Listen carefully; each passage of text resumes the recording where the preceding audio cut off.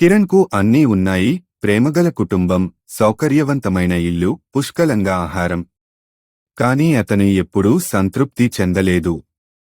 అతను తరచుగా తన స్నేహితులను చూసి అసూయపడేవాడు, అందమైన బట్టలు, పెద్ద ఇల్లు లేదా తాజా బొమ్మలు కావాలని కోరుకునేవాడు. ఒక సాయంత్రం అతని తాత అతని నిరాశను గమనించి అతనికి ఒక చిన్న దుమ్ము పట్టిన పెట్టె ఇచ్చాడు. ఇది ఒక ప్రత్యేక బహుమతి, కిరణ్. నువ్వు నిజంగా దురదృష్టవంతులుగా భావించినప్పుడు మాత్రమే దీన్ని తెరువు. ఆసక్తిగా ఉన్నప్పటికీ ఆకట్టుకోకుండా కిరణ్ పెట్టెను పక్కన పెట్టాడు. రోజులు గడిచాయి. కిరణ్ ఫిర్యాదు చేస్తూనే ఉన్నాడు.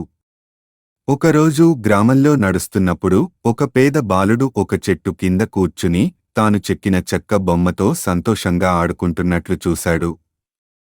అతని బట్టలు చిరిగిపోయాయి, కాని అతని చిరునవ్వు ప్రకాశవంతంగా ఉంది.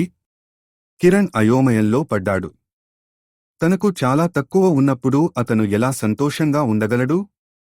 ఆ రాత్రి అతను పెట్టెను గుర్తుచేసుకున్నాడు మరియు దానిని తెరవాలని నిర్ణయించుకున్నాడు. లోపల అతనికి ఒక చిన్న అద్దం మరియు ఒక నోట్ దొరికింది. నిన్ను నువ్వు చూసుకో, కిరణ్. నీకు కావలసినవన్నీ ఇప్పటికే నీ దగ్గర ఉన్నాయి.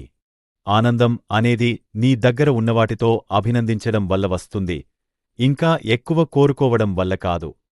కిరణ్ కళ్లలో నీళ్లు నిండాయి. చివరికి అతనికి అర్థమైంది. ఆ రోజు నుండి అతను ఫిర్యాదు చేయడం మానేశాడు, తనకి ఉన్న వాటితో సంతోషంగా జీవిస్తున్నాడు. Subscribe now.